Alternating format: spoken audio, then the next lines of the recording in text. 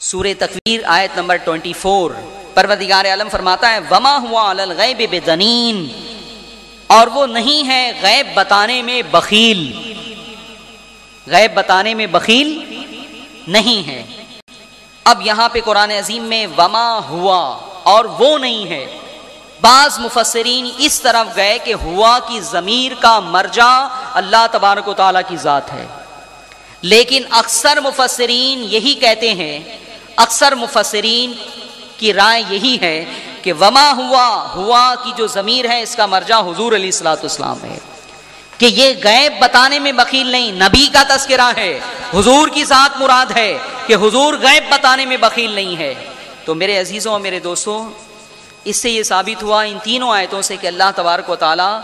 اپنے پسندیدہ رسولوں کو غیب کا علم عطا فرماتا ہے، اور پھر حضور علیہ الصلوۃ والسلام کے بارے میں فرمایا کہ یہ غیب بتانے میں بخیل نہیں ہے۔ بخیل کسے کہا جاتا ہے؟ جس کے پاس دولت ہو، اپنے پاس مال رکھتا ہو اور اس کے باوجود دوسروں کو نہ دیتا ہو، اسی کو جو ہے وہ بخیل کہیں گے یا نہیں آپ؟ ایک شخص کے پاس کچھ ہے ہی نہیں کسی کو دینے کے لیے، وہ خود کلاش ہو اور اپنی غریبی اور اپنے افلاس کی بنیاد پر کسی کو کچھ نہیں دیتا ہے، تو اس کے اوپر یہ الزام کبھی نہیں لگایا جائے گا کہ یہ بخیل ہے، یہ کنجوس ہے، نہیں۔ لیکن جس کے پاس ہو، دولت بھی ہو، اللہ کا دیا ہوا مال بھی ہو، اور اس کے باوجود انفاق فی سبیل اللہ کی راہ میں خرچ نہ کرتا ہو وہ، تو پھر ایسے شخص کو کہا جائے گا کہ یہ بخیل ہے۔ تو مفسرین نے اس کی تفسیر میں یہی فرمایا ہے کہ حضور علیہ الصلوۃ والسلام کو اللہ تبارک و تعالیٰ نے غیب عطا بھی فرمایا، اور لوگوں کو بتانے میں پھر اس کے بعد حضور علیہ الصلوۃ والسلام بخیل بھی نہیں ہے۔ غیب کی باتوں کا خزانہ بھی ہے سرکار کے پاس، اور بتانے میں جو ہے وہ بخیل بھی نہیں ہے۔ میرے عزیزوں اور میرے دوستوں، مفسرین نے کیا فرمایا؟ سارے مفسرین نے ان دونوں قسم کی آیتوں کے بارے میں فرمایا کہ جن آیتوں میں اس بات کا ذکر ہے کہ اللہ کے سوا غیب کوئی نہیں جانتا، تو ذاتی طور پر اللہ کے سوا غیب کوئی نہیں جانتا، پرسنل طور پر، ذاتی طور پر اللہ کے سوا غیب کوئی نہیں جانتا۔ لیکن جن آیتوں میں تذکرہ ہے کہ اللہ تعالیٰ چن لیتا ہے رسولوں میں، چن لیتا ہے نبیوں میں، اور اس کے بعد جو ہے وہ انہیں غیب پر مطلع فرماتا ہے، تو جہاں پہ نبیوں کے علم غیب کا تذکرہ ہے، اس سے یہ مراد ہے کہ ذاتی طور پر تو نہیں، لیکن عطائی طور پر انبیاء کرام جو ہے وہ علم غیب جانتے ہیں۔ مفسرین نے اس کی یہی تفصیل کی ہے، اور فرمایا کہ ان دو قسم کی آیتوں میں کوئی تضاد نہیں ہے۔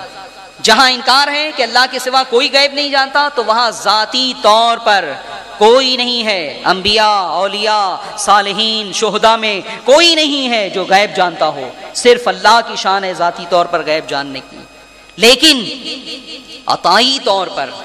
چن لینے کے بعد، انتخاب کر لینے کے بعد، بے شمار نبیوں کو اللہ تبارک و تعالیٰ نے انتخاب بھی کیا، اور پھر اس کے بعد جو ہے وہ غیب کا علم بھی انہیں عطا فرمایا۔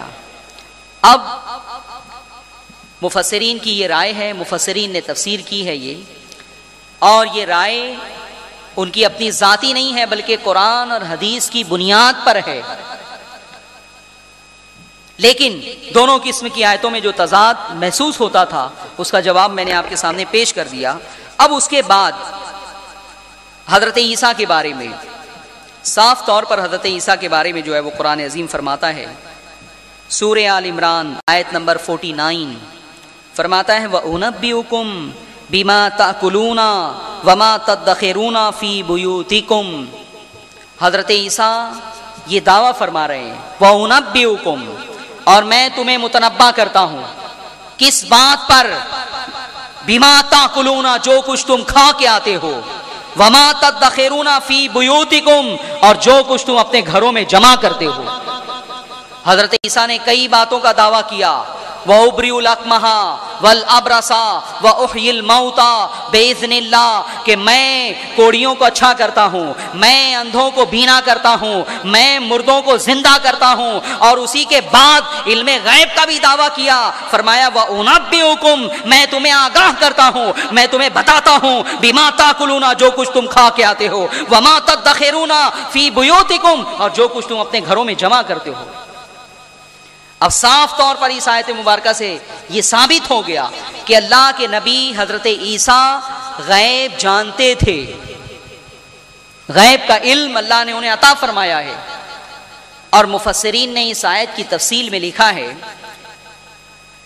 امام خازن نے، ابھی وقت کم ہے ورنہ میں امام خازن کی عبارت آپ کو بتاتا، امام خازن نے تفسیر قرطبی میں، امام قرطبی نے، دیگر مفسرین نے اس آیت کی تفسیر میں لکھا ہے کہ حضرت عیسیٰ کا حال یہ تھا کہ جو شخص ان کے پاس آتا آپ اسے بتا دیتے تھے کہ آج تو یہ کھا کے آیا ہے، اور یہ بھی بتا دیتے تھے کہ تم نے اپنے گوڈاؤن میں یہ مال جمع کیا ہے، تم نے اپنے گھر میں اس مال کا ذخیرہ کیا ہے۔ جو کچھ لوگ اپنے گھروں میں جمع کرتے تھے سب کی تفصیل جو ہے وہ حضرت عیسیٰ بتا دیا کرتے تھے۔ اور بچے حضرت عیسیٰ کے پاس آتے تو حضرت عیسیٰ ان کو بتاتے کہ تمہاری ممی نے فلاں چیز فلاں جگہ چھپا کے رکھی ہے۔ اب بچے جو ہے وہ جاتے اور پریشان کرتے کہ ممی وہ فلاں جگہ جو چیز تم نے رکھی ہے وہ ہمیں دے دو۔ تو ماں باپ پریشان ہوتے کہ بچے کو اس بات کا علم کیسے ہوا کہ ہم نے فلاں چیز فلاں جگہ چھپا کے رکھی ہے۔ تو پھر بچے کہتے کہ ہم حضرت عیسیٰ کے پاس گئے تھے، انہوں نے ہمیں بتایا، انہوں نے بتایا۔ تو پھر وہ اپنے بچوں کو تنبیہ کرتے کہ عیسیٰ کے پاس مت جایا کرو، وہ جادوگر ہیں، مت جایا کرو، وہ جادوگر ہیں، اور علم غیب کو وہ جادو پر محمول کر رہے تھے۔ میرے عزیزوں اور میرے دوستوں، ایک مرتبہ مفسرین نے لکھا ہے کہ حضرت عیسیٰ نے ان بچوں کو جو ہے ان کی ماں باپ نے جو ہے وہ چھپا دیا کہ حضرت عیسیٰ کے پاس نہ جائیں۔ ایک کمرے میں کچھ بچوں کو جو ہے وہ ڈال دیا۔ حضرت عیسیٰ نے پوچھا کہ کہاں ہیں وہ بچے؟ تو انہوں نے کہا کہ ہمیں نہیں معلوم۔ فرمایا کہ وہ جو گھر میں ہے وہ کون ہے؟ حضرت عیسیٰ سے تو کچھ چھپا تھا ہی نہیں۔ انہوں نے کہا اس کے اندر خنزیر ہیں۔ آپ نے فرمایا کہ خنزیر ہی ہوں گے۔ مفسرین نے بالاتفاق لکھا ہے کہ جیسی حضرت عیسیٰ نے کہا سارے بچے جو ہے وہ خنزیر بنا دیے گئے، اس لیے کہ نبی کے ساتھ ٹھٹھا کیا جا رہا تھا، نبی کے ساتھ مذاق کیا جا رہا تھا، اور وہ چھپانے کی کوشش کر رہے تھے۔ انہیں نہیں معلوم کہ جو اللہ کا نبی ہوتا ہے اس کی نگاہوں میں اللہ پروردگار عالم وہ طاقت اور وہ قوت دیتا ہے کہ وہ بہت ساری دیواروں کے پرے بھی جو ہے وہ دیکھ سکتا ہے۔ اس کے بعد علم غیب کا ثبوت ایک اور آیت مبارکہ سے سورہ نمل میں پوری تفصیل بیان کی گئی ہے۔ حضرت سلیمان علی نبینا علیہ الصلوۃ والسلام کے پاس جب یہ میسج آ گیا کہ ملک سبا کی ملکہ بلقیس ایمان لانے کے لیے حضرت سلیمان علی نبینا علیہ الصلوۃ والسلام کے ہاتھ میں ہاتھ دے کر اسلام قبول کرنے کے لیے تیار ہے، تو وہ چل پڑی سبا سے، اور حضرت سلیمان تھے فلسطین میں۔ 900 مائل کا جو ہے وہ 900 مائل کی مسافت ہے، ڈسٹینس ہے، لیکن اس وقت حضرت سلیمان نے کہا اپنے درباریوں سے، ان کے دربار میں جن بھی تھے، انسان بھی تھے، چرند بھی تھے، پرند بھی تھے، سب پر حضرت سلیمان کی جو ہے وہ حکومت تھی۔ حضرت سلیمان نے جو ہے وہ کہا کون ہے تم میں جو بلقیس کے تخت کو اس کے آنے سے پہلے جو ہے وہ میری بارگاہ میں حاضر کر دے۔ قرآن بیان کرتا ہے کہ ایک جن کھڑا ہوا اور اس نے کہا کہ میں حاضر کر دوں گا۔ حضرت سلیمان نے کہا کتنی دیر میں؟ اس نے کہا کہ اس دربار کے برخاست ہونے سے پہلے۔ حضرت سلیمان کا دربار صبح کی نماز کے بعد لگتا ہوں ظہر تک جو ہے وہ چلتا تھا، تو اتنا وقت وہ مانگ رہا تھا جن کہ میں حاضر کر دوں گا، میں لے آؤں گا۔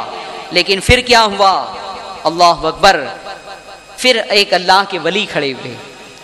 حضرت سلیمان کے صحابی کھڑے ہوئے، حضرت سلیمان کے امتی کھڑے ہوئے۔ وہ کہتے ہیں، قرآن فرماتا ہے قال الذی عندہ علم من الکتاب، ایک شخص جو ہے وہ کہنے لگا کہ جس کے پاس کتاب کا علم تھا۔ مفسرین نے جو ہے وہ اس کی تفسیر میں فرمایا کہ اسم اعظم معلوم تھا انہیں، وہ اسم اعظم کے عامل تھے، اسم اعظم جانتے تھے۔ وہ کھڑے ہوئے اور انہوں نے کہا قال الذی عندہ علم من الکتاب، اس نے کہا جس کے پاس جو ہے وہ کتاب کا علم تھا، انا آتیک بہ قبل ان یرتد الیک طرفک فلما رآہ مستقرا عنده قال هذا من فضل ربی، اور اس نے کہا کہ میں تمہاری پلک جھپکنے سے پہلے بلقیس کے اس تخت کو تمہاری خدمت میں حاضر کر دوں گا۔ بس حضرت سلیمان کی پلک جھپکی اور وہ تخت وہاں پر حاضر کر دیا گیا۔ حضرت سلیمان نے جب اسے دیکھا تو کہا ھذا من فضل ربی، یہ میرے رب کے فضل سے ہے۔ نعرہ تکبیر، نعرہ رسالت، نعرہ رسالت، مجاہد سنیت،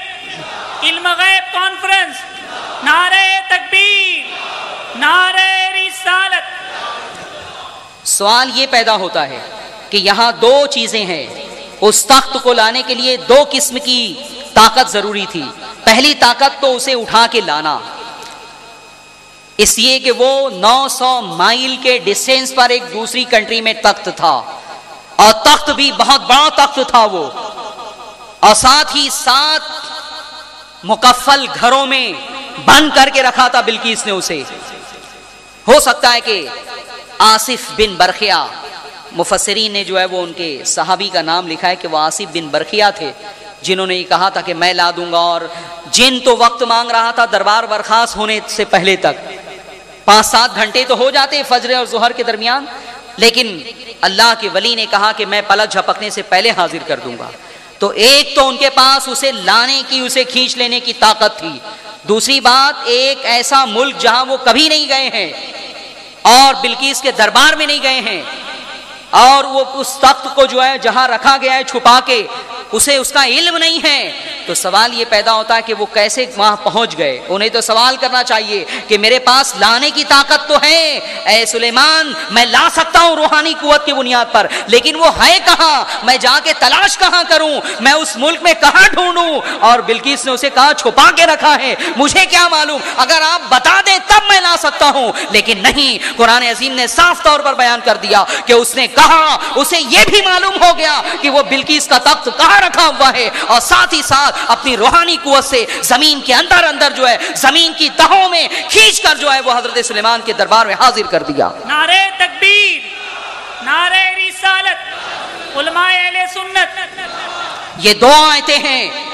حضرت عیسیٰ کے بارے میں، وَأُنَبِّئُكُم بِمَا تَأْكُلُونَ وَمَا تَدَّخِرُونَ فِي بُيُوتِكُمْ، کہ میں تمہیں بتاتا ہوں جو کچھ تم کھا کے آتے ہو کس کے پیٹ میں کیا ہے، وہ اس کے لیے تو غیب نہیں ہے لیکن دوسرے کے لیے غیب ہے وہ بات، لیکن حضرت عیسیٰ بتا رہے ہیں۔ پھر اس کے بعد لوگ جو ذخیرہ اندوزی کرتے، گوڈاؤن میں جو جمع کرتے، حضرت عیسیٰ اس کے بارے میں بھی دعویٰ کر رہے ہیں کہ مجھے وہ بھی معلوم ہے، اور یہاں پہ ایک نبی نہیں، ایک نبی کے صحابی کا واقعہ قرآن میں ذکر کیا ہے، ان کی طاقت، ان کی قوت، ان کا پاور یہاں پر بیان کیا گیا ہے کہ وہ یہ بھی جانتے تھے کہ وہ کہاں ہیں، اور اس کے بعد انہوں نے حاضر بھی کر دیا۔ اور تم اپنے نبی کے بارے میں معاذ اللہ یہ کہتے ہو کہ انہیں دیوار کے پیچھے کا علم نہیں۔ میرے عزیزوں اور میرے دوستوں، اگر یہ عقیدہ لے کر تم عیسائیوں کے یہاں چلے جاؤ تبلیغ کرنے کے لیے تو وہ تمہیں ڈنڈے مار کے بھگا دیں گے۔ وہ یہ کہیں گے کہ ہم ایک ایسے نبی کے اوپر ایمان لائیں، ایک ایسے نبی کا کلمہ پڑھیں جن کے بارے میں تم خود بیان کر رہے ہو کہ ان کو دیوار کے پیچھے کا علم نہیں ہے۔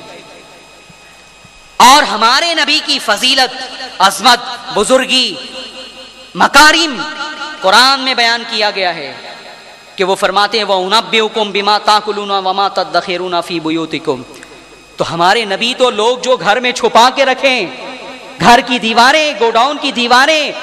حضرت عیسیٰ کی نگاہوں پر حائل نہیں ہوتی تھی، پردہ نہیں بنتی تھی، اور تمہارے نبی کی بے خبری کا حال یہ ہے کہ ان کی نگاہوں کے سامنے در و دیوار حجاب بن جاتے ہیں، تو ہم ایسے بے خبر نبی کے اوپر کیوں ایمان لائیں؟ اور پوری گفتگو اس کا استدلال قرآن سے ہوگا ان کا، وہ توریت کے بارے سے کی بنیاد پر کچھ نہیں کہیں گے، قرآن کی بنیاد پر کہیں گے کہ قرآن میں ہے یہ بات کہ حضرت عیسیٰ جو ہے وہ غیب جانتے تھے۔